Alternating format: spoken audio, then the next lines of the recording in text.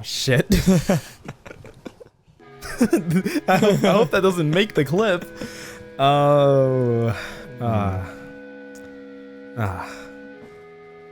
Hello and welcome back to the We Should Talk More podcast. The podcast where two lifelong friends who don't have much in common try and get a little bit closer. My name is Johnny Jerkoff, and I'm a world champion wrestler and son of Hulk Hogan. And my name is Josh Cornell, the Alzate Films ambassador, completely swagged out in my Alzate Films attire today. Okay, and welcome back. For you guys watching, it's felt like another week. For us, it's been a while because we were just in the Midwest. Yeah, but we filmed just last week as well. Did we? We did. No, last week we were in the Midwest. Last week we were in this room filming a podcast. Have I gone insane? Has it been 2 weeks that we've been back from vacation? Last week we were talking about me quitting a job. So if you haven't listened to that episode yet, you might want to check that out too after you finish listening to us talk about storytelling today. Yeah, and I guess I clearly have no sense of time or reality because I thought that I was in Chicago last week. No, was I not? Last week. Oh yeah, because last week was my mom's birthday. Exactly. All right, sorry about that, guys.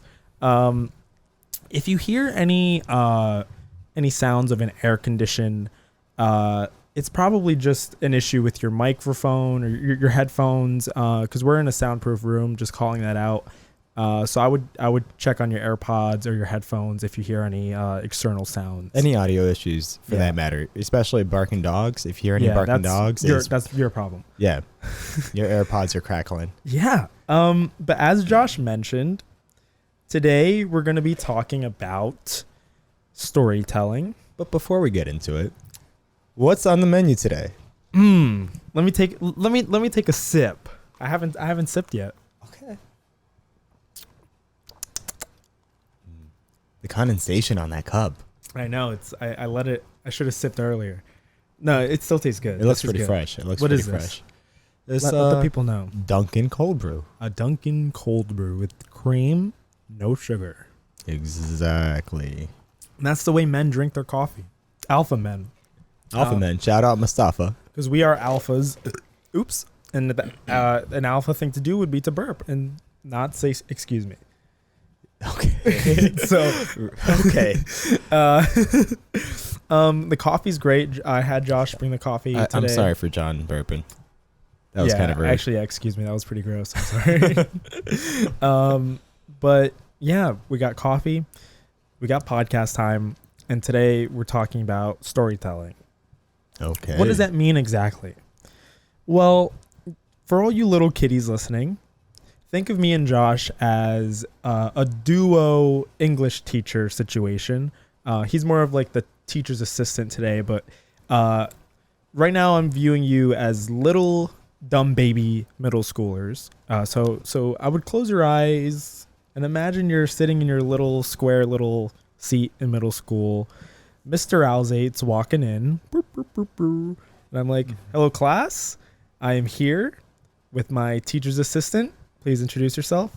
I am Mr. Cornell. Do you have an accent? No, I do not. My last name does. And today we're going to be teaching you guys about storytelling. Stories have been told from the start of time. Some of the earliest forms of communication have just been telling stories over a fire. Little caveman. Were you there? Yeah. Pretend you're a caveman with me. And we're doing some dumbass cave paintings. But those cave paintings are telling stories. Oh. Is that really how they spoke? Mm-hmm. You were there. Yes. Fantastic.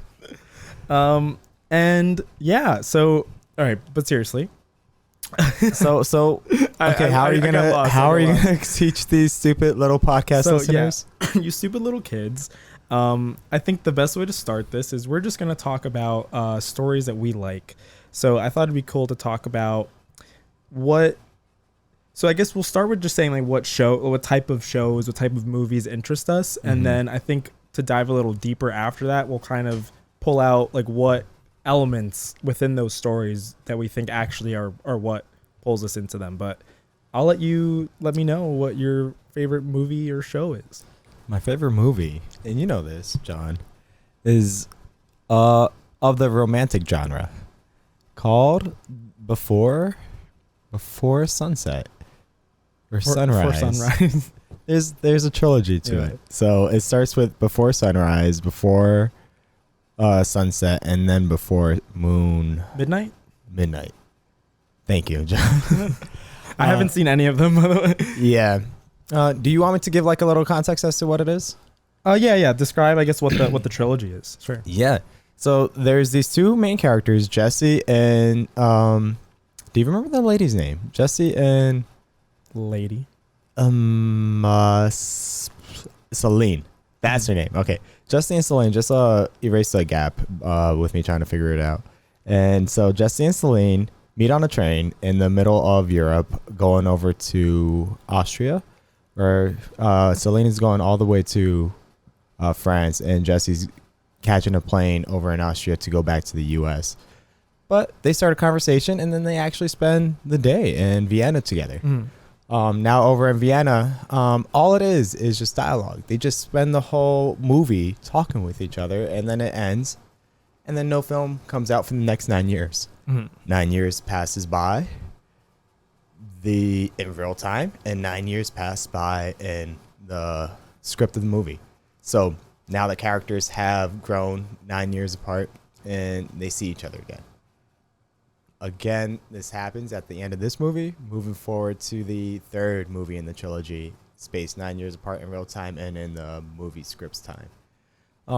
Now it just goes through a sense of realism with like how the characters actually would be naturally, like where they are, like after that space of time, like where they are in life. Yeah, where they are in life, and just to really see how people will behave in relationships, not really romanticizing it is really what it is. It's a lot more about like, hey, let's just see how it is for two random people to have a conversation, as stupid as it sounds. Yeah. And then see what relationship issues might come out of that, and continue to just show that as authentically as possible. And they do this also just by actually having it like spaced out in real time as well.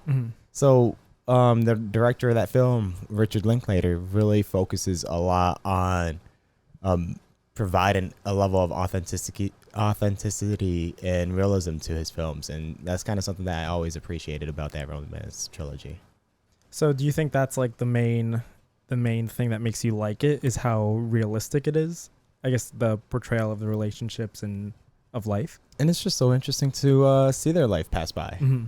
So you feel like that connection with them, I guess. Yeah, you feel, I mean, I've never met a woman on a train going to... I've never met a woman to Vienna, but I think it's just such a cool experience just to watch.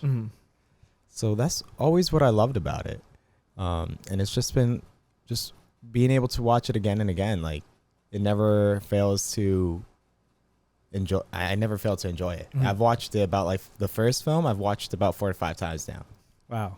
Yeah. And I haven't watched any of the films. I guess for context for you guys, these are actually movies that we plan on doing episodes about. The trilogy, so at some point I will watch them and we'll talk about them. So I'm excited for that. I've been holding it off, but I'm glad the podcast is giving me a reason to actually watch them. There we go. But why don't we switch the script and you share a film or TV series you really enjoy? I'll talk about one that's also something I think is a episode. I don't know how much I've actually talked to you about how I like this movie, but Silver Linings Playbook is my favorite movie. I do remember this being one of your favorite movies. That's like my favorite movie of all time. Actually, when we were story time, me and Josh were in New York and we went to East Village and we met two random.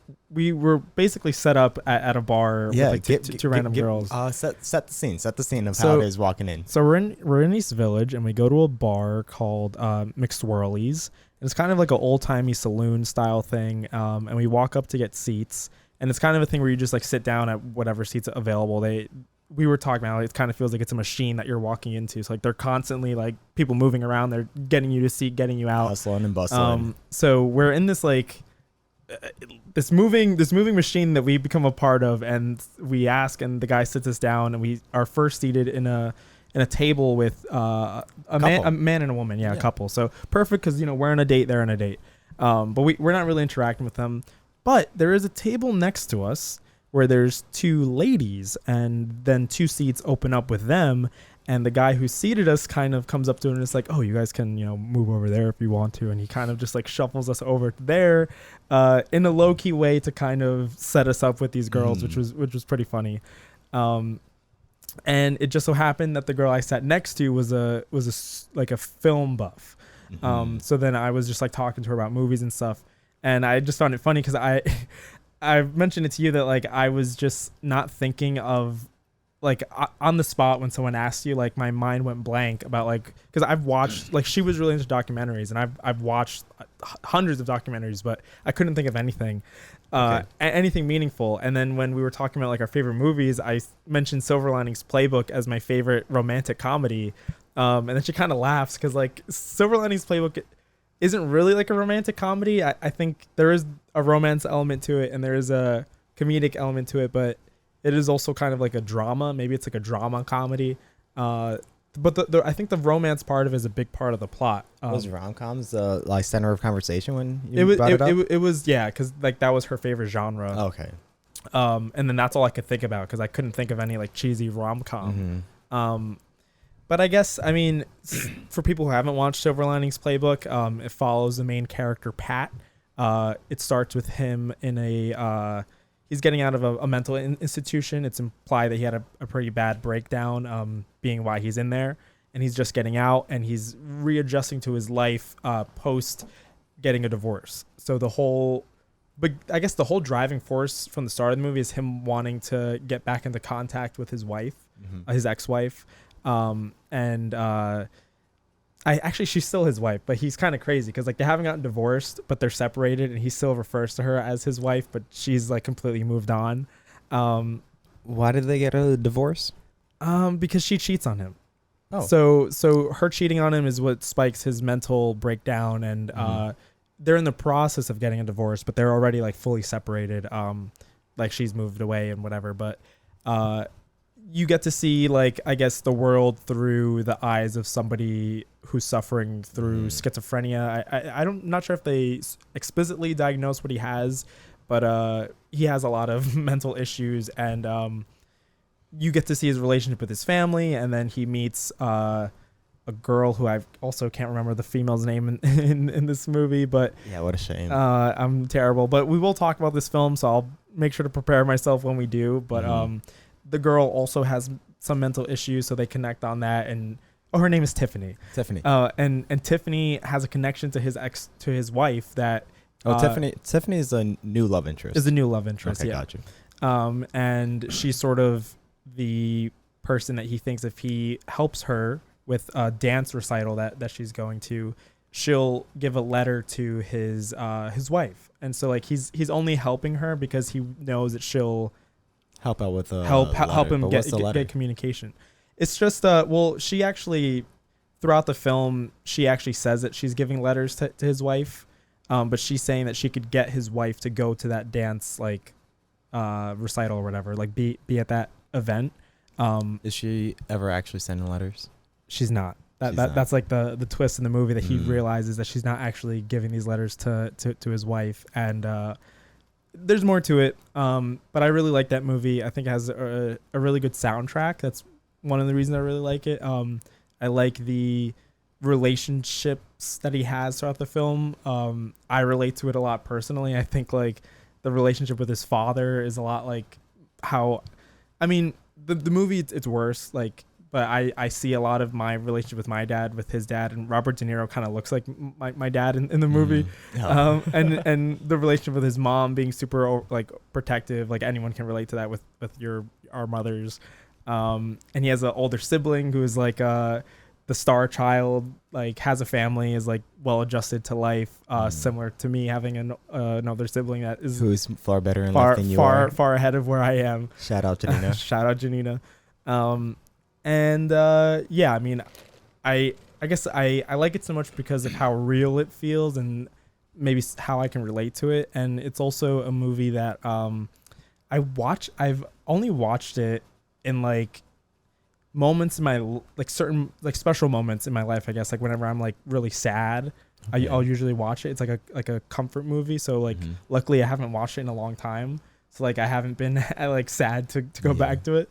But it is a movie that I like to watch at least like once a year, just because like I also just like the movie. It's a funny movie. Yeah, I'm looking forward to watching that one myself because I've watched it when we were in psych class, but I wasn't actually paying attention because everyone's always talking. And I believe like, so in our high school we took AP Psych together, and I believe, I don't know if we watched it twice. I at least watched it twice in high school because our same psych teacher taught sociology, and she also showed us the film in sociology. So like I've that was when I was first introduced to the film, but it didn't. Oh, really? Yeah, and it didn't really resonate with me until college, like when I like watched it again. I think in high school I just didn't really care for it. I thought at that point it was already one of your favorite films, like when you watched it senior year. But I guess maybe I don't guess know. I'm wrong. Yeah, I'm not sure, but you know better than I would. It became more important to me, I guess, like later on. Because at this point you're really shaping your love life around films. Yeah, around The Office. You're really looking forward to being broken up with by somebody who cheats on you. Cheat on me, yeah. And then you have severe mental issues. Exactly. But I guess for both of us, I guess we kind of touched on it for you, but I guess outside of the film series that you mentioned, what is it in like shows or movies that you think really like pulls you into it? Is there like a specific element that you think you can pull? Yeah. Usually it's like the struggle. Usually it's a struggle that you can relate to. Now, I was just thinking about a film when you were talking, because you were talking about this man preparing letters to be sent to his wife and never actually being sent. Yeah. There was such a beautiful independent film that did something very similar, where this woman was a letter writer and it would pay at the train station for people to, get paid to write letters for people who couldn't like really write. Oh. And then send it off to people. Wow. But never actually did. Just collected their money. Oh. This is a movie? This is a movie. It's not in English. Oh, okay. It's all transcripted, or you'll have the closed captions in English. I forget what it's called. It was a movie in Portuguese, I believe. It might be based out in Brazil. And then she dies. And then I think she dies. I think she gets hit by a bus and dies. Oh, and God. her son now, who would be there at the train station all the time with his mom while she works, is now homeless on the train station. And one of the people that, I might be getting part of the storyline here all fucked up because it's been a while since I watched it, but me just trying to put the pieces together, this is what I remember, is now he's homeless at the train station, and one of the people that she would write letters for was now talking to a kid to perhaps like help out with something. And then they go on this whole road trip and everything. So it's pretty cool. Yeah. But there was so much like truth or reality to it, where you see like people are kind of like ruthless and not really true or genuine, just so they can like get a buck and things. So you see some realism there, you see some truth there, but then you also start seeing like how much, if you look behind the curtains, how like sad or miserable these people's lives might be. And that's kind of what you see, well, especially once the lady dies, like the boy becomes homeless and then makes friends with this person at the train station. I think the lady that he made friends with was also like going through a really rough time and was hoping to get letters sent off to somebody, but was never actually doing that. Or it might be the opposite way around. I think the boy was actually trying to send a letter to his dad or something. Oh, okay. It's really hard for me to remember, but now that we are talking about it, this reminds me to like look this back up because this was a really good film and like you should watch it at some point. And if not, we might be able to talk about it. So to close the loop with your question, I would say The struggle. and like just the truth behind it too. Like to be able to really see some of those like terrible thoughts or real thoughts that people might have. You might have too sometimes. That's interesting. I think I relate to that a lot. I like seeing like, I guess that we'll get into it, but I think a common thing in all great stories is the struggle. It's what, from start of history, any great story has a struggle. I definitely like that. I love movies that feel real, like you see people and it feels real, and I guess that's like it's case by case because everybody has their own unique experience in life. But I like the movies, or the stuff that I like the most is stuff that maybe I can connect to, that I can relate to in some aspect of my life, or it just feels like these people really exist. Like they're not just a part of a plot. They feel like fleshed out in a way. Something else I really like, I like when expectations are kind of flipped. So like we'll get into actual like narrative structures later on in this episode, but I do like when movies or books or TV shows kind of either do an unconventional structure or maybe even just play with your expectations. I think for like, let's say Silver Linings Playbook, a part of the movie that I really like that we mentioned with the letters, he finds out that she's not actually giving the letters to his wife like a little bit before the film ends. So I think like if you're watching the movie, the expectation is like he's gonna fall in love with Tiffany, the girl that he's practicing the dance with.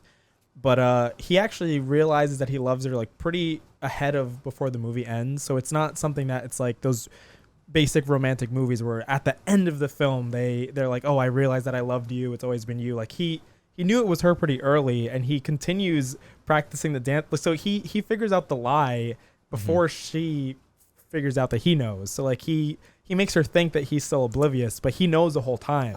Like he knows ahead of the dance. So when they go to the dance and his wife is there, he's not really interested in.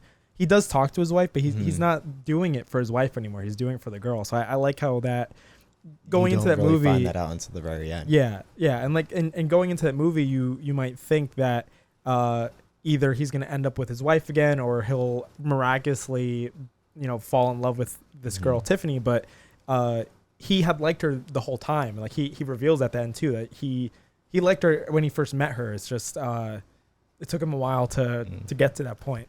Wow. Well, now that you spoiled the end of the film, make sure you put the banner in the audio clip. Big of spoiler alert, like 30 seconds ago. Big spoiler warning for Silver Linings Playbook, a movie that came out in 2011, I think. Oh my god. I think it's that old. But yeah, I guess we touched on the stuff that we like the most. Is there anything you wanted to add to that before we kind of get into some meat and potatoes? What about TV shows? No. Oh. What about like fantasies or like very fictional stuff that's not realistic whatsoever? Like completely taken away from what you might be able to actually experience in real life. How might people enjoy that? I think at least for me, like the fantasy movies that I like the most are the ones where whatever the struggle is, calling back to that, or like whatever the motivation for the character, it still is coming from a realistic place. So like the world can exist in fairy tale world, but like if the problems the character has is like relatable, like I think I can still get into it. I think touching on some of the Marvel movies that we've talked about, some of those movies, the issue is like it aliens from space, like it's stuff that's not as like it's it's exciting to watch, but you're not getting that like it's not touching your heart as much because it's like, all right, they're fighting aliens. It's like CGI, whatever. But like if it's a movie, a guy trying to reconnect with his dad, or like a guy is like in love with a girl and he's trying to win her over, and it just so happens to take place in like Fantasyland. It's like it's compelling because it's like it's something you can still some emotions kind you of might get still be into. able to resonate to, or like some thing that you can see yourself having the same desire to go after. Yeah, despite it being like so disconnected in from a context from or reality, setting that's like completely disconnected from reality. A director that I like that does that a lot is James Gunn. Shout out James Gunn. He, touching on Marvel movies, he did the Guardians of the Galaxy movies. And in those movies, the characters, like their struggles are like struggles with like their parents, or like struggles like it takes place in space, but the characters feel real because the things that they're worried about are coming from a more grounded, like relatable like place. Okay. So I definitely really like that. Do you have any issue like getting into like a show or a movie if it's like very like out there and not like in reality? Maybe to some degree, because I have been a little more on like, I mean, just the films I was talking about were very realistic. And that's kind of the premise of it and the purpose of it, to be as realistic as possible. But that's definitely not what drives my interest in a film. And so like I just wanted to get like more perspective, because I know that was like a big part of my focus when we started this conversation, that most of it is a real struggle. Yeah. And so just to see what's another perspective, just so we don't focus the whole conversation at the beginning of the podcast about that. Yeah.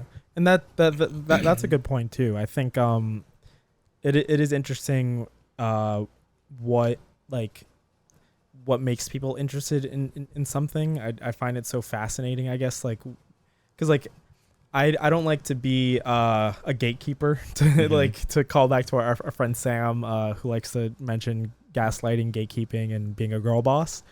Shout out Sam. Which one are you? The gatekeeper? I think I'm the gatekeeper. You're the gatekeeper. According to her. But I don't like to be a gatekeeper. But now that you've been attributed gatekeeper, now you are more consciously aware that okay, let me try not to gatekeep today. Exactly. But I guess like in that being like someone who's like, oh, just because you like this movie, you're not a true fan of cinema, or like you're not a true movie lover if you like this basic movie. Like I like seeing people who are interested even in like terrible movies. It's interesting to see why they like it so much, like I really like Silver Linings Playbook. It's not like a perfect movie, but I think people tend to also get like an emotional attachment to things. So like I feel that with that movie. I'm sure you have like a deeper connection with like the Before trilogy that maybe a lot of people don't really have. Like it feels special to you, like the time in your life when you first watched it maybe.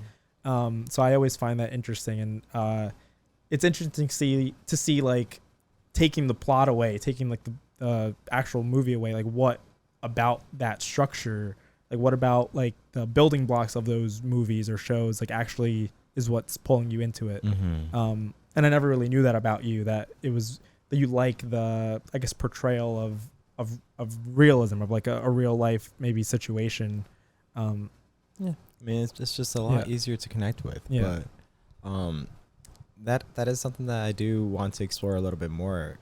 Just trying to get more into film with like having these conversations with you, is like open myself up to these other genres that I haven't really spent as much time watching. Like just MCU, we talked about MCU, and I have watched like fewer MCU films than I can count on my left hand.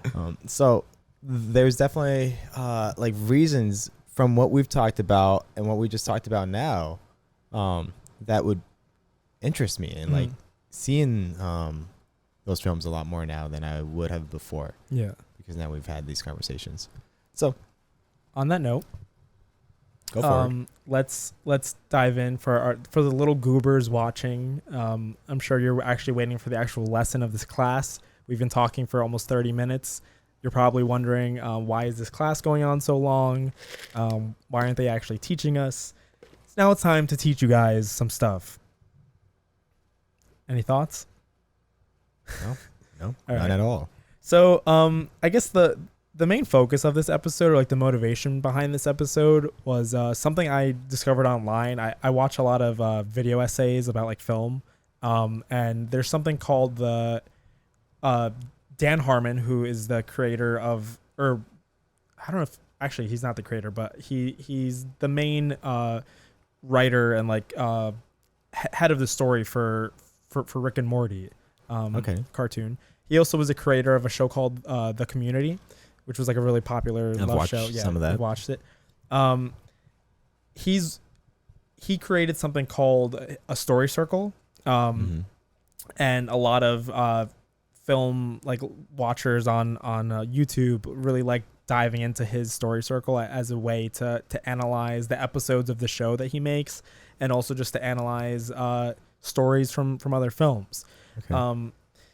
We'll get into his story circle. I just wanted to give like context for other narrative structures. So like any film can be broken down into the main like plot points. Something that is probably the most basic that you guys, our little dumbass students, would know is the 3-act structure. So like when we were in middle school going over like Shakespeare plays, we would talk about how there's like 3 acts usually in a play. There's the first act that will set up the story, the second act where the majority of the struggle is, and then the third act where you have the climax and then conclusion of the story. So that's one of the most basic ways to view a story. Another one that you might not actually know the name of it, but What about how it looks like on a graph? so for the Remember- that's the one I'm going to get into right now. The one that's an actual graph. okay. The 3-act structure, you can draw it however way you want. You can actually just bullet point it. Bullet pointing. Yeah, but the one that is actual, the one that's an actual graph is called Freytag's pyramid. I didn't know it was called that until like earlier this week when I was like doing some research. Free tags. Yeah, Is that who named came after up with it? Gustav Freytag, who was like a German playwright. And that's the one where it's like exposition, rising action, climax, falling action, and then resolution. Which is kind of just expanding on the 3 acts. Exactly. So I think the thing that's a great point, because the thing I want to mention about all of these structures is a lot of them are very similar and also just build on each other. So like you can analyze a film and using any of these narrative structures, but like you can use either or. Like they you can fit anything into it because like they're all so similar. Yeah. So Freytag is the pyramid is like the graph that you've probably seen. That's one of the most basic ones maybe that you've probably learned in middle school before taking our class. One that is a little more in depth, and by a little I mean a lot more in depth. Do you think they're ready for it? I don't know if you guys are ready for it. This is an advanced lesson, but I am willing to dive into it. Is The Hero's Journey by Joseph Campbell. You've probably heard of The Hero's Journey. I think it's just, if you're interested in storytelling maybe, or I mean probably in school you've heard of the idea of The Hero's Journey, where a story is broken down between like the different parts of the hero's life, I guess, in the actual journey that he's going on. Joseph Campbell's Hero's Journey is also, you can split it up into 3 main acts, very similar to like the acts that we discussed before. So his are titled The Departure, The Initiation, and The Return. Same idea, how they're structured, like what happens in them. There are 17 stages that fall into all of these different groupings. I don't know if I'm going to include all of that in the podcast. If I end up cutting it out, guys, you just missed 17 great steps of the hero's journey, And you're still going to be tested on it. and you will be tested on it. So if you missed it, Whether or not you were able to hear it, yeah. you better have taken notes. But I will say, if I do cut it out, because I feel like there's a lot to discuss, so I might cut it out. I will be linking the 17 steps of the hero's journey in the show notes. So I think at the start of this, I talked about the three main chapters of the hero's journey. So I'll keep that. But the 17 steps, if you want to read more about it, it will be in the show notes. That being said, how do you feel about this way of breaking out a story? Just now that we've gone through that all, how do you feel about this lengthy breakdown of the main elements of a story that Mr. Campbell thought exist. Yeah, well, Mr. Campbell was good at like applying his intuition. I mean, it was a very intuitive like walkthrough of what a story is, and just putting the words to it. So and also like there's, like you mentioned, a lot of these don't always happen in every story. So it's great to see where like different areas of a story might be advanced just by adding a piece that isn't always in all stories. Yeah. Or if there's any gaps there, I mean, it's not really a gap in the story. It's really just not everything falls into the same structure, and you can't force everything to fall into the same structure. Yeah. So you find that I find that interesting too. And that's I love that you bring that up. Something important I just wanted to say, like for anyone interested in, let's say, like filmmaking or writing, you'll see a lot of these like story structures. There are a lot of stories that don't fall into it. Like you may see all these steps, but I don't think you should view it as this has to fall through each of these steps. You know, like I'm sure there are books where they do touch on each of those, maybe like a lengthy story that the character goes through each of these steps, but it's not necessary. I think it is a good guide maybe to what makes the story interesting, to what makes it compelling. And then also on the other hand, when you're analyzing a story, when you're analyzing a movie, some of the movies we talked about today, I don't think you should view it as this movie missed this step, or like this movie didn't do this step. I mean, they're not steps that it's more of a guide to maybe pull the more important elements of a story, but it's not a rubric. It's not a rubric. It's not something you have to strictly follow. You'll see a lot of movies don't follow that. Something we'll even talk about later is there are really good films that don't follow any traditional structure. So I think the whole point of going through all these narrative structures, to summarize, is they're good ways of just breaking down a story and pulling the important elements of it and really, organizing, let's say, the main things that happen in a story to just interpret it. Yeah. But that's all it should be, interpretation. Going into Dan Harmon. Tell me about him. The main thing that I want to talk about. So Dan Harmon, we spoke about before, he created The Community, a really good sitcom-y kind of comedy show. You can find it on Netflix. You can find it on Netflix. Is it on Netflix? It is. It is? Okay. I watch it there. My old roommate introduced it to me. Did he? Yeah, he did. Oh, that's cool. It's a great show. I haven't watched it all, but it's a show that a lot of people will cite, like a lot of these film YouTube videos that I watch, as just having a really good storytelling like machine behind it, because the way they can tell stories within like a 20-something minute episode is really fascinating. It's also a show that it's not super serialized, so each episode exists on its own, but like within those 20 minutes it's telling a circle of a story. Going into Rick and Morty, Dan Harmon is a writer on Rick and Morty 2. He also cites a lot of the circle that he pulls into the stories, like the main elements that happen in a 20-minute episode. So are there many circles in a much larger circle going on here? If you're viewing it as a show, maybe that is an overarching thing, then yeah, you can view like each episode as like having its mini arc, a part of a larger arc. But Dan Harmon, at least the stuff that he's made, are all individual episodes that follow a little circle, and then it's closed at the end, and that's it. Which is really interesting, the way you can tell a story in such a short amount of time. It's not easy. I'll break down his story circle. It's not as lengthy as the one we just went over, if it's even in this episode. But Dan Harmon's story circle is broken up into 8 steps. It's a little more simplified, but same thing. A lot of these story structures, they are very similar. Like you can see how they build on each other. Like they cover similar elements. There's core things that are touched on that you'll see across all of these. So his first step is the character is in a zone of comfort. We've seen that in a lot of these. You're in that state of equilibrium. In the ordinary world. The ordinary world. His second step is that they want something. So it's really, I guess the thing to characterize Dan Harmon's story circle is it's really more character based. So it's really, the circle is more focused on on the character's arc instead of, let's say, a greater story. So like a lot of these will touch on an individual character's desires. Okay. So that's number 2. They want something. Everybody wants something. Call to action. That's the call. Step 3 is they enter into an unfamiliar situation. Into Narnia we go. You're on the adventure. You take the leap.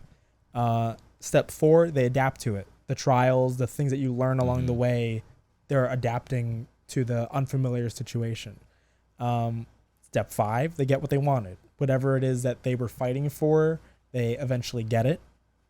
But step 6, they pay a heavy price for it. So whether that be they realize what they wanted all along isn't what they wanted, or there are some greater consequences to some war that you were fighting, some villain that you defeated, there's consequences to the resolution that you're getting.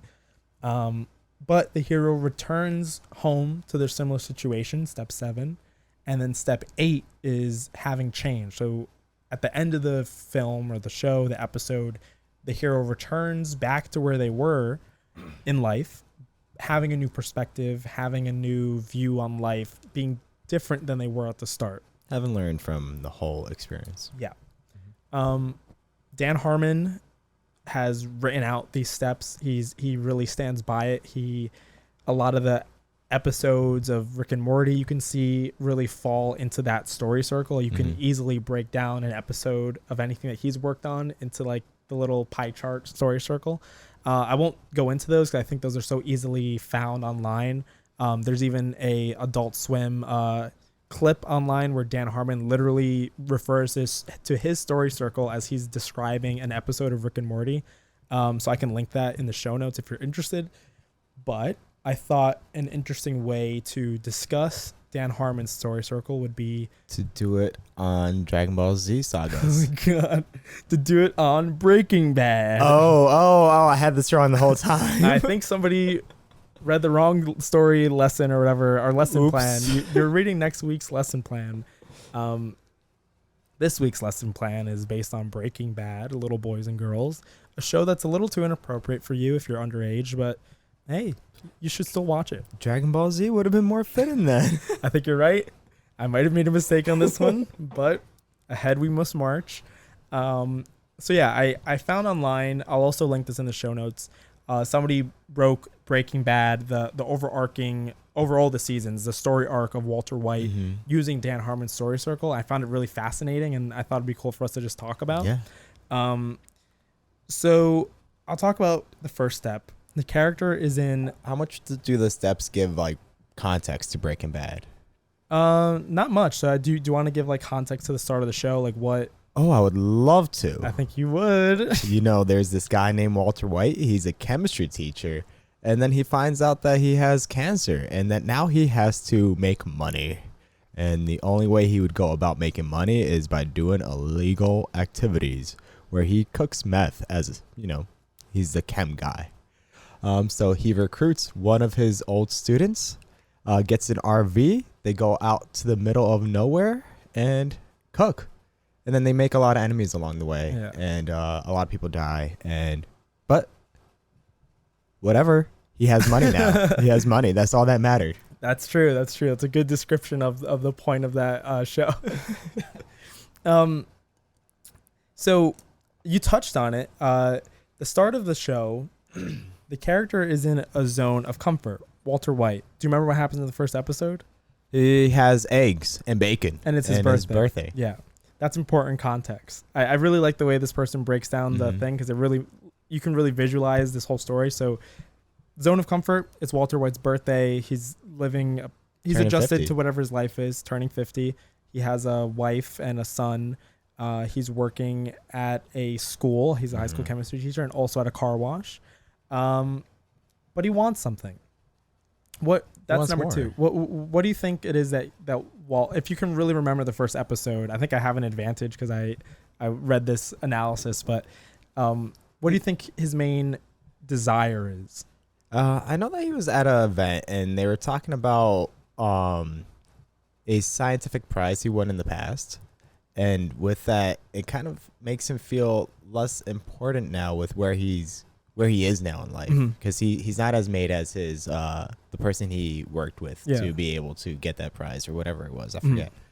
So I think he wants a little bit more.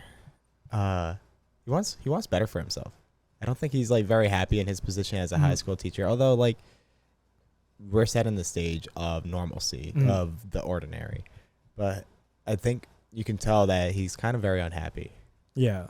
I viewed it, so I know in the first episode at his birthday party there's this scene where they're watching, I think like it's a news story about a crime bust that Hank was working on, and he's seeing like the chemistry setup of those of the people cooking meth, and then Hank makes a comment how much money they're making too.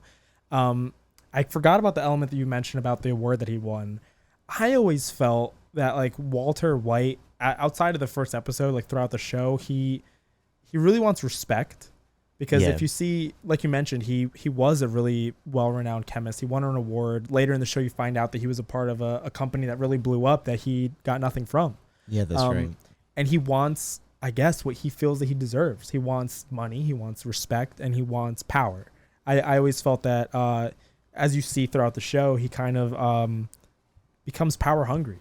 Like he reaches a point where maybe he can stop. He reaches a point where he doesn't need to continue, but he keeps going and pushing it further. And he really does. He really does. So you see that like even beyond the money, there's something deeper there to his character, that he wants to be respected. He wants to be the best. He wants to have no one on top of him. And coming from the stuff that we learn about his life before the show, it kind of makes sense, maybe, like, you know, wanting that respect, wanting all of that. So that's a really compelling way to start a story, I think. Like, you're not given all that context at the start of the episode, but the start of the first episode, but watching the whole show back again, knowing that, like, it's... You can see how those values really translate into all the actions to go forward. Yeah. And as you mentioned, he gets cancer. He gets diagnosed with cancer. That's also in the first episode. So the person who did this analysis didn't add that as one of the things. I will say that probably ties into him wanting money, like wanting control over his life, knowing how finite it is now, like realizing like, I don't have much time. I have to do something, you know? So that's how he like quits his job at the car wash and tries to do something crazy, like cooking meth. So that's step 3. He enters into the unfamiliar situation. So that's, you know, with the show where he's like cooking meth, he's, like you mentioned, teaming up with an old student, entering into the drug world of New Mexico. Do you want to take the next one? The next step would be they adapt to it. So let's dive into how he adapts to these changing situations. Yeah, I mean, his first attempt at cooking meth, he thought the police was after him when they never were. So, and like he filmed his whole apology to his family. Yeah, and you can see like how he's at least at the start he's new to this world. He's like an amateur because he's like doesn't know what he's doing, doesn't know what's going on. Like, yeah. So I mean, all throughout like the first season, I think you get so many amateur mistakes. Yeah. So I mean, that continues to pop up, but like as he goes along, like he has his like small wins, and that's as he continues to learn and continues to adapt to like the challenges of what it is to be on the streets and do something that's illegal that he's been after living a whole life that's been probably very sheltered. Yeah, and I think this like they adapt to it part to me like. Of this breakdown, it's kind of like the biggest part of the whole show. I feel like the whole show is really Walter adapting to his situation. Like after you get through the main steps, if we're viewing this, like a huge chunk of the show is him overcoming obstacle after obstacle after obstacle. I think the thing about his character that you'll see throughout the show is like he is very intelligent and is somehow able to come up with like very creative solutions to problems, but also becoming darker. The means to his ends are not that great. Yeah. But he somehow adapts to any of the situations where if you're viewing Walter at the start of the show to let's say like season 5, he's like a hardened killer, less remorseful drug kingpin compared to being like a meekly little like chemistry teacher. You see that transformation, and it's just wild. You kind of expect it though, as like we know that it's to follow the story arc, and so you're just waiting as you're watching this because you know what he wants. You know that he is power hungry, that he's looking for money, and that he's looking for respect. That as the story goes on, from his being very meek, you're waiting for the moments where he can do things ruthlessly. Yeah. And that kind of gets you excited, but you already anticipate that to happen. Yeah, and I think it's when you're watching it, I feel like there's a lot of dark things that he does, and I think it's interesting how so many people will like rally behind that. Like there's a lot of stories that, like a lot of famous shows that follow like anti-heroes like that. Walter only progressively becomes worse as the show goes on, if you view like the things that he's doing. And yet people just were more and more invested, like, because you're seeing, I think the difference is if you, let's say, start a show with a terrible character who does terrible things, it's harder for people to, let's say, like relate to him. But you're viewing him, let's say, at a point in life where he's as normal, as relatable as possible. And he's giving into these darker desires, darker temptations, where I think it's very relatable, where, let's say, you or I, you sometimes get those thoughts. You get temptations, let's say, to do something that's not morally right. And obviously not like murder or whatever, but you can, I guess, you get a higher level view of his life where you can understand and accept it. Yeah. And it's like a weird thing that's going on. Like you're watching someone doing terrible things, but you accept it. Because you had that good impression. Yeah, exactly. Now, it's funny you mentioned this because I was reading this book this morning, and it's called Thinking Fast and Slow, and part of it is your judgments of a person. And we all know this. Your judgments of a person is going to be mostly based on your first impression of them. And so, like, there were experiments done about, okay, I'll show you 2 strings of adjectives to describe a person, and you give me your perspective on them. One starts with good attributes, but progressively becomes worse and worse. And then the other is just completely flipped. It's the same exact adjectives, the same exact words to describe somebody, but it's just in the opposite order. With the bad one. It just starts with the bad. So like the people were described with the exact same words. But then you see anyone who is going through this experiment, description of the people or perspectives and impressions of a person, it's complete polar opposites, just because of like what you hear first. So just like you're mentioning here, with you walk into Walter White's life with a little bit of normalcy, a little bit of like, okay, he's just a normal person who's struggling and like is having a rough time. He's a high school teacher. You don't get much respect as a high school teacher. You see the disrespect he gets as a high school teacher, and how he doesn't really have much power in like his family life or any of that. You can kind of sympathize. And because now you've sympathized, as he becomes darker and darker and makes morally unjust decisions, you kind of accept it and you kind of back him up and root for him. Yeah. Which is like a greater, like, there's a lot of those anti-hero shows. Like Sopranos is one that I think about a lot. Sopranos is cited as being a big inspiration. Like the creator of Breaking Bad said that Sopranos walked so Breaking Bad could run. Sopranos ended right before Breaking Bad started. So a show where you have such terrible characters, or at least as it progresses, they become even more terrible.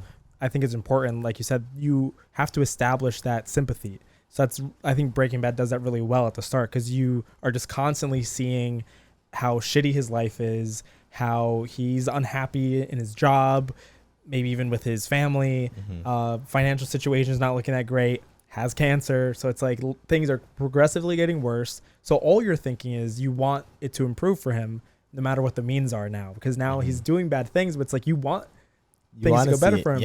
And then I think the show, it gets to a point, maybe a lot of these shows do that. I think there are points in these shows where you eventually maybe stop justifying like what the character is doing. Do you think you ever had a point maybe in the show where you couldn't sympathize with him anymore? Or you think it was too far? Absolutely not. Really? No. Yeah. Absolutely not. I haven't so like my reaction isn't as crazy because I also can't think of one on the top of my head. Well, the thing is, like, I know it's fictional, Yeah, so I'm okay with any of the sacrifices that might come. that's fair. I just want to see him become as powerful as possible because now I'm so invested. That's the something I also thought about as we were talking about this. It's funny how there's a lot of those stories of like an anti-hero or like a character who becomes worse that people enjoy, but I feel like there's less stories of someone who is morally bad and you watch them over the show become morally good. I think it's like less, at least off my, like if you think of like the most popular shows, some of the most popular shows ever are Breaking Bad and Sopranos. Both of those shows have characters who become progressively worse. And I just find that so interesting why people are so pulled to characters who give into their flaws instead of those who maybe become better. I guess it's not as compelling. I got an example. Do you? Of the opposite. Go for it. Cartman in South Park. In South Park, there are so many episode examples where he goes from being we all have the idea of Cartman from South Park being an asshole and like hated by everyone. Well, hated by everyone is a way to like perhaps get you sympathized, but forgetting about that part, because he does have a reputation of like people already know that he's the asshole. Yeah. And he doesn't feel bad about being the asshole, so I wouldn't have that sympathy for the character because of that. Because despite that, like he just doesn't give a fuck. Yeah, like they don't try to make you sympathize with Cartman at all. So there's no sympathy for Cartman, but there are many episodes where you see he becomes nicer and nicer morally. Yeah. But then they'll just flip it right back in, and you see the whole time it had the motive of him just being an asshole. Yeah. So there was like the episode with Scott Tenorman, yeah. Scott, this is the prime example, and it's the best episode too, honestly. That you just see Cartman starts as the asshole, and then he progressively becomes more and more vulnerable to Scott Tenorman because he's getting bullied by Scott Tenorman, and then suddenly Scott Tenorman is eating his parents in a chili bowl, but nonetheless, you feel like a huge win for Cartman, even though he just did the most morally corrupt thing you can possibly think of. But he's got him back on his bully. He started as a bad character. He progressively became more and more sympathetic.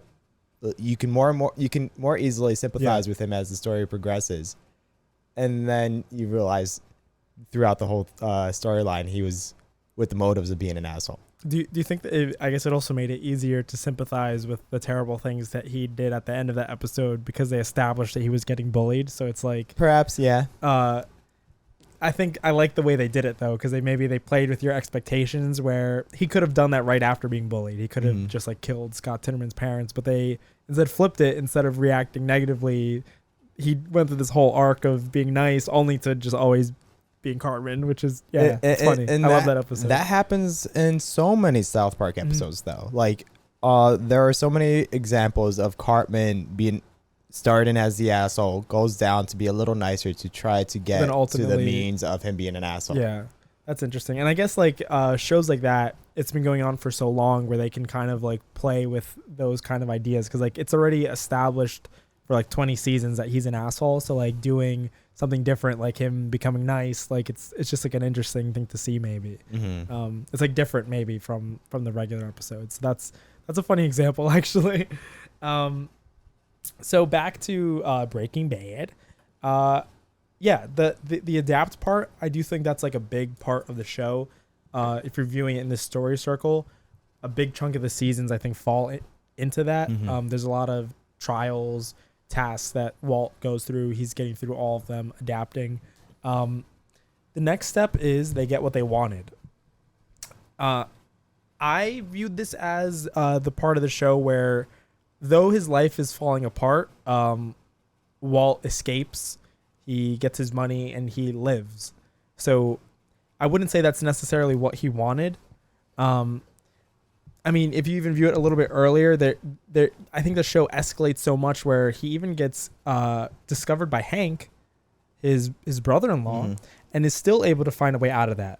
Hank, for those of you who don't know, being his brother-in-law, who also worked for the DEA, who's been on his trail for so many seasons, discovers that it's been Walt this whole time, and it's played up to be a very significant moment in the show because it's like that's what everybody's been waiting for. And yet Walt is able to find a way out of it. Like he's constantly getting what he wants. But the price is paid because of what Walt had done up to that point. There's that situation, one of the greatest episodes, Ozymandias, where Hank gets killed by the biker gang. Hank's partner gets killed by the biker gang. Jesse gets kidnapped. Walt is left in the desert, exposed to the world. And he has to go on the run. So I think it's hard to pinpoint exactly where you would say like Walt necessarily got what he wanted. Maybe he never got what he wanted in the show. But there is a point in the show where he does escape. He doesn't face any consequences for his actions. He's done all these bad things, but he escapes to, is it Alaska or Montana? Like somewhere up north. Yeah. In a cabin. Away from everyone else. Getting cancer treatment. So like he's not even dying from his cancer. He's seemingly doing okay, and he has all the money that he was able to bring with him, and he could very easily survive the show, or I guess survive the end of the show by just living on his own. Do you have any thoughts maybe, because I feel like it's a little up to interpretation maybe, like at what point in the show do you think that he got what he wanted, if he did at all? Yeah, exactly. Because there are probably a lot of moments in the show where it takes that next step of, well, it came at a cost. Could you maybe help provide context? Because my memory's failing. I remember there is that moment where he's in the middle of the desert in his underwear, in a fetal position with Gustavo. Gustavo's the guy's name, right? Fring? Yeah. Gus Fring. Gus Fring, yeah. After having coming very, he like the whole story's turning around because like now he's in the most vulnerable position, where he's almost lost everything and Gus is out to kill him. That's like earlier in the show though. I think that the last season, Gus had already been killed. Yeah. But that's what I'm trying to draw back. Was that a possible moment where he's gotten close to what he's wanted, but now it came at a cost where he's almost now about to get killed? Well, I think maybe that's an interesting point, because I think there's a couple times in the show where he maybe has reached a point where he had gotten what he wanted, but he's just constantly paying a price for it. So he's getting so powerful where, like the example with Gus, he's becoming so powerful that it puts him face to face with, at that time, the most powerful like drug pusher in New Mexico, Gus Fring, where it's almost, the cost would be his whole life. Yeah. And that's where he ends up working for Gus, and he's like cooking for Gus, and like Jesse's like forced to cook for him. So I do think that it is another example. I think there's a couple times in the show even where he reaches a point, and we kind of touched on it. He reaches a point where he could stop, but there's either like an obstacle that shows up, an enemy, or just his own desire for more just keeps him going deeper and deeper, and I think it happens like over and over again. And do you think Jesse's life in any way follows the same pattern? That'll be interesting to look at, I guess. I think Jesse's runs maybe in like parallel to Walter, because Jesse isn't necessarily like the driving force of like having these wants to like become like have that drug empire. His values at the start don't align at all. Yeah, I think he's just like, he doesn't really care what, like, he's just in it for the lifestyle. Yeah. That'd be interesting to analyze. I do want to get through Walt's stuff. I feel like if we could go back, it would be a lot to go over. On the pay a heavy price for it, I think there's a lot of points in the show that Walter like pays a heavy price. What do you think is like the most like the biggest consequence that he faces as the show's like winding down?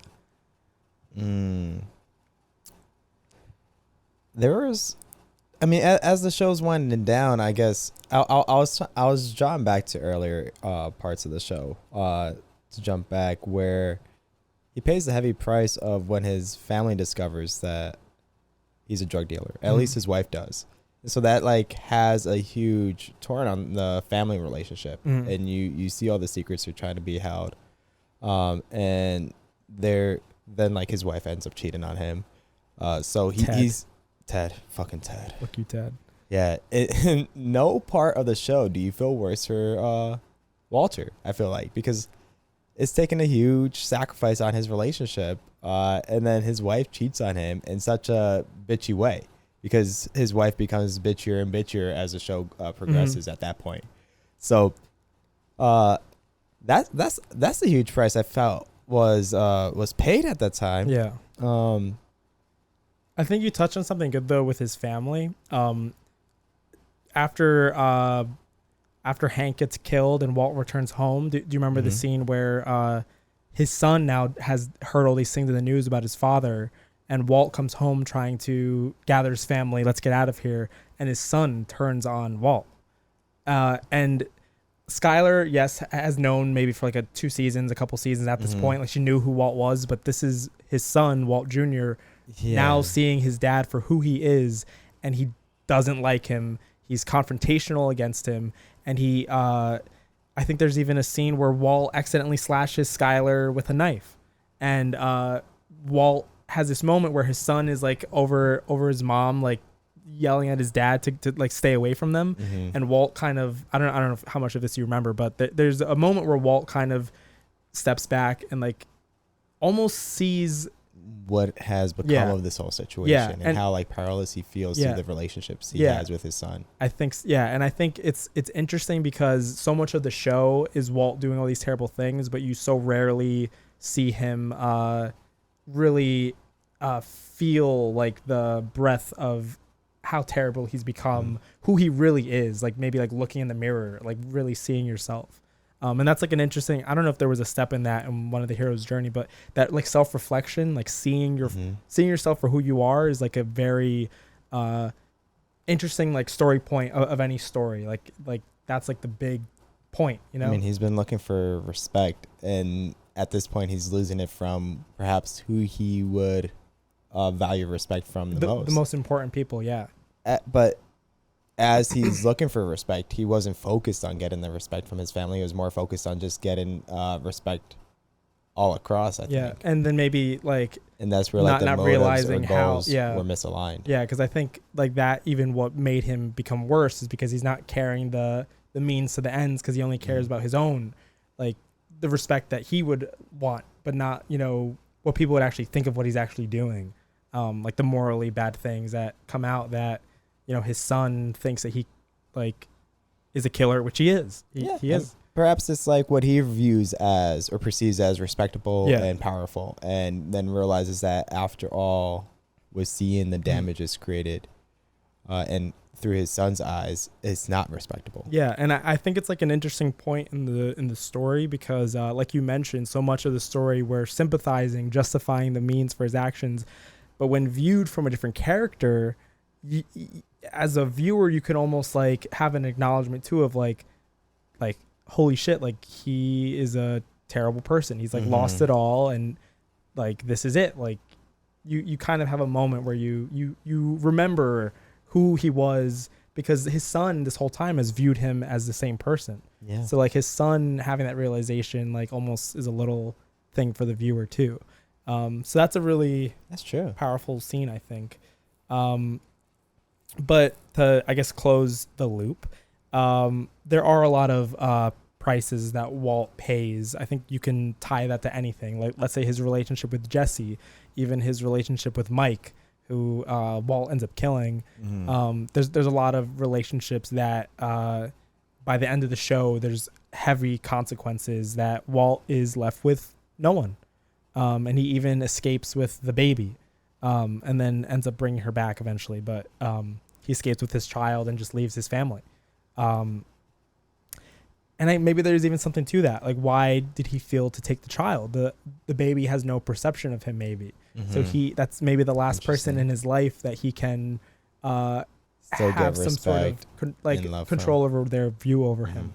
So yeah, definitely a lot of interesting stuff. The second to last step is the return to the familiar situation. I love the way the person who did like the breakdown for this, because they just showed a photo of Walt when he comes back to Albuquerque and he's at the diner and it's his 52nd birthday. So now a lot of time has passed since the start of the show. I mean, it has been like 6 seasons, but two years for the show's time. But Walt, again, it's his birthday, back in Albuquerque, but he's a completely different person. He's like all rugged with a beard, but also, I mean, he's a fugitive. He is on the run. His whole life is destroyed. His legacy is nothing. The money he had, he has none of it left. So it's I think the greatest example of him having changed, like coming back to that same point that we saw at the start of the show, where you see like the start of the show, him on his 50th birthday seems a lot better than him at this point in the show, where all the, like, given the context of everything that's happened. So it's a nice parallel that the show does, I think. Now, wouldn't you often think with the story, you're coming out on the upper end of things and having all the lessons you've learned from the experience, but also like you've had wins along the way? Does that relate to Walter? I mean, I think it's interesting. I think maybe the consequences of everything he's done has made him so compelled to come back and make things right. But it is interesting because I don't really view him as really, I think it's a little too late at that point. I don't really view him as maybe like learning that all that much. I don't know what you think about it. No, I mean, rather we see that he's in a worse position than he was beforehand. Yeah. And that's the big thing here, as compared to just being in a better position at the end of this, towards the end of the story. Yeah, he's at probably the worst point he's been in the whole series, arc of his character. Yeah. And he comes back to Albuquerque to kind of settle what he left undone, the business he had undone. So he's there to he brings money to give to his old partner, who we mentioned he had like a company to give to his children to be like their college fund. I think he returns the baby. Did he have the baby this whole time, or maybe he returned her at a different point? I don't remember. Either way, he's giving money back to his children. He returns home and has one last conversation with Skylar, which doesn't really go too well. And he's also, I think the main point is that he's there he saves Jesse. And the whole framing of that season, I don't know if you remember the last season, it starts with him with the machine gun in the thing. So you see that is one of the biggest things that he's doing there. He uses a lot of his money to buy the machinery, the machine gun, to save Jesse. It's like his last stand in a way. He goes, he kills all of the biker gang, and saves Jesse. And Jesse wants to, Walt wants Jesse to kill him. Because I don't know if you remember, Jesse picks up a gun after the dust has settled, and Walt says, do it. He wants Jesse to kill him, but Jesse doesn't.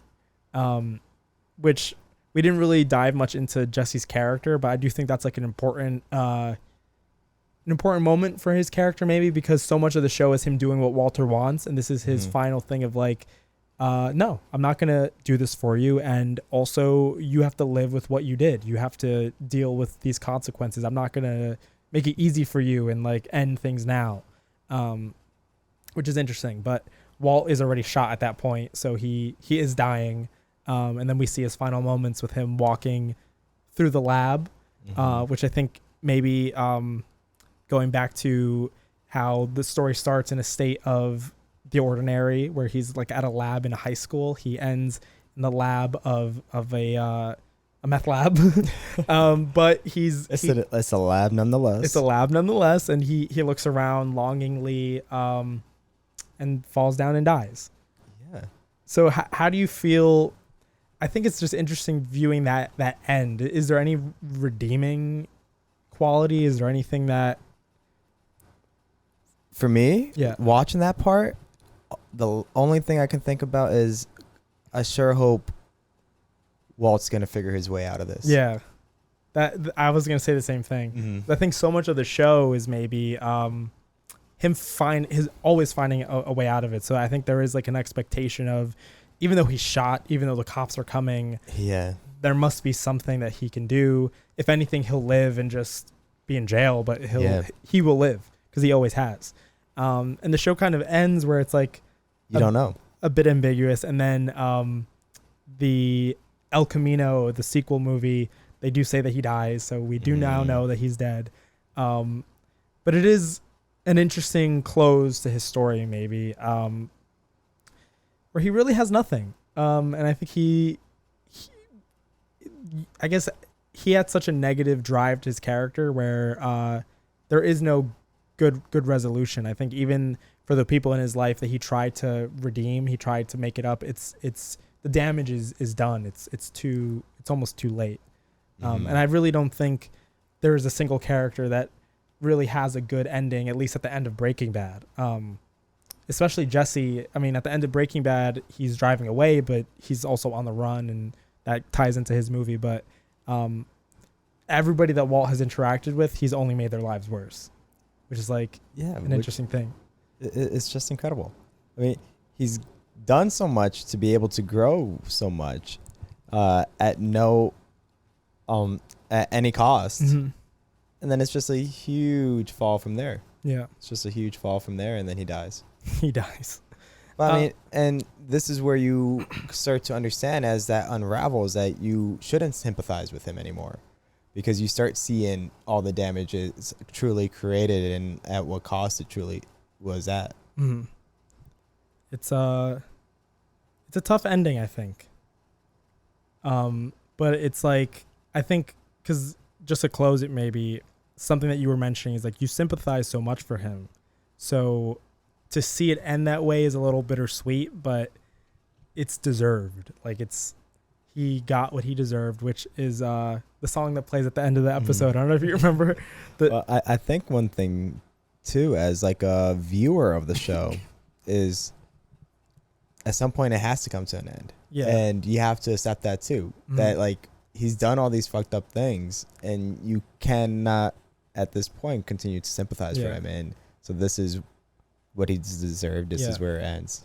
Yeah, I think there's a quote that it's like a popular like quote that Jesse says, but like there's a point in the show where he's like crying and he's like saying that he can't keep getting away with this. Mm-hmm. And throughout the show he is getting away with it, but yeah, like you said, there's only so much you can get away with things, and maybe that was the most realistic end for his character, because it maybe would have been a little unrealistic for him to go through all these things and make it out somehow again. Yeah, otherwise you'll have all these Breaking Bad fans trying to cook up their own meth labs, thinking that nothing's ever going to stop them. Yeah. You have to have a way to say, like, this is still kind of fucked up. Guys, cooking meth is bad. Yeah. For you little tykes that are still listening, that's what we really want to get across. I mean, I had some final stuff that I wanted to touch on just to close, maybe talking about unconventional stories, like with unconventional narratives. Yeah. What do you think? Do you think that we should still do it? Or we can get through in 5 minutes. All right, 5 minutes. We can do it in 5 minutes. Well, okay. Instead of going through, I wrote down like some movies that are like that, but what are your thoughts on like shows or movies that we just went over, like examples of a show that had a very clear character from the start to the end? But what about shows that are like unconventional, where maybe there is no overarching storyline, or they're not following, let's say, typical like narrative structure? Yeah. I was going to try to bring it back to Richard Linklater. Not with the Before series, although in a sense it still does like prevent natural story structure, because the whole first film is just like a whole dialogue. And you don't really have a closing spot unless you consider like them having sex at the end scene, or one of the end scenes to be consummated in the film. But I know he also has done like another film, and I can't recall what it's called, but I remember it was one of his original indie films, and it was just walking through like the 80s of all these different lives. And I think there was some other like major event going on at the time. But the whole thing is one single, what do you call it in film where you don't like have any cutscenes? Oh, just a one take? One take? Perhaps, yeah. So like it's a one take going That's what from it's okay. So it's a one take going from one scene to the next scene to the next scene of just different stories. But short, very unconventional. And it doesn't really have any purpose to it other than to really capture what's going on in this time in the world. Does it take place in New York? No, Okay. I don't think so. It was very suburban like. I feel like that sounds so familiar. I don't know if I'm getting it mistaken with something else, but I like stories like that. It was just very fun. Yeah. Are you just seeing like these random moments in these people's lives that are just like short? I mean, Yeah. you're just following. I remember one being like this crazy conspiracy theorist talking about the conspiracy theories of the day. And like the big thing about this is it was to be very fitting for its time. Mm-hmm. It wasn't filmed, perhaps. I don't think it was filmed with what the setting was. Like if it was like made in the 90s, I think it was intended for the 80s. And like the music, It's all like 80s. the clothes that the people were wearing, it was all designed for the time that it was intended for. So it was just very cool to see. Mm-hmm. But you also see like the different styles or lifestyles as you go through the whole film, from one family to one person to some relationship, from beginning to end, all in one take. Have you ever watched the movie Boyhood? Yep, I have. Boyhood is a really good movie. Who's the director? It's not Richard. It is. It is? Okay. It is. Okay, yeah, we definitely have spoken that before, but I really like that movie. Similar thing where it's just takes place over 12 years, and you just see moments of this. Oh, well, it takes place over 12 years, actually filmed over the course of 12 years. Important. Very similar to the Before trilogy. Yeah, and I think it's interesting. Oh, and it has the same main, like Ethan Hawke, like the main guy, I think is the same. Ethan Hawke is in the film.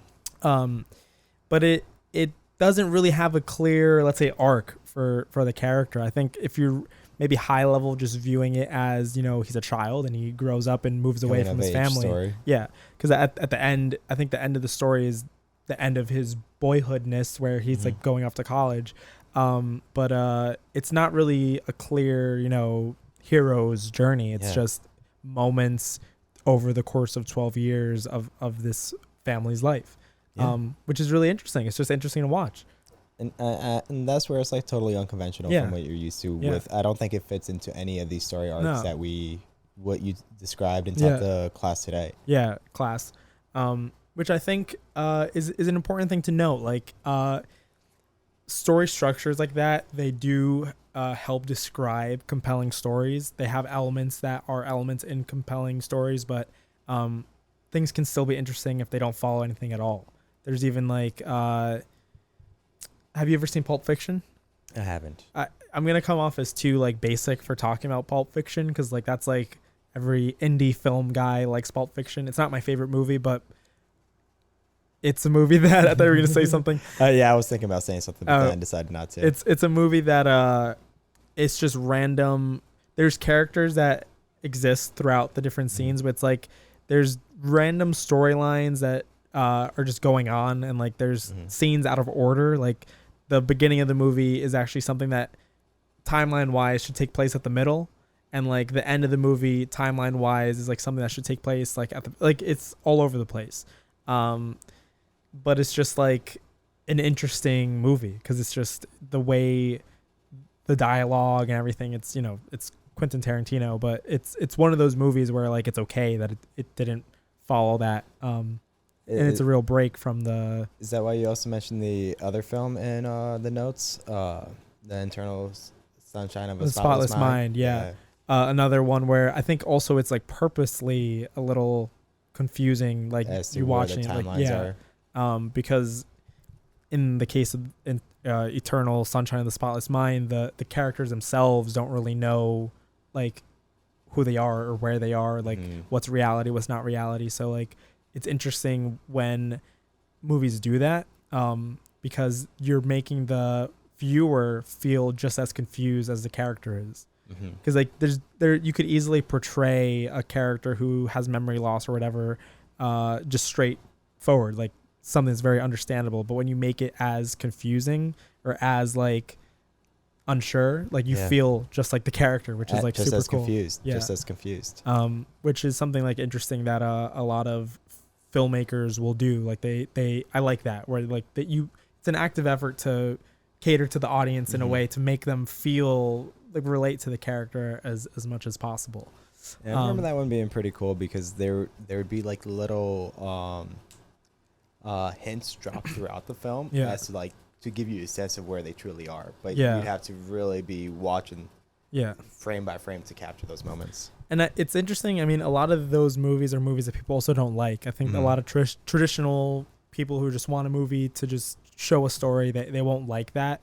But there's value to stories that are like that too. Another one that I wrote down was 500 Days of Summer. Have you seen that? I have not. That's a good one. Another basic like film indie guy movie, but that movie is at the start of the movie they say it's not a love story.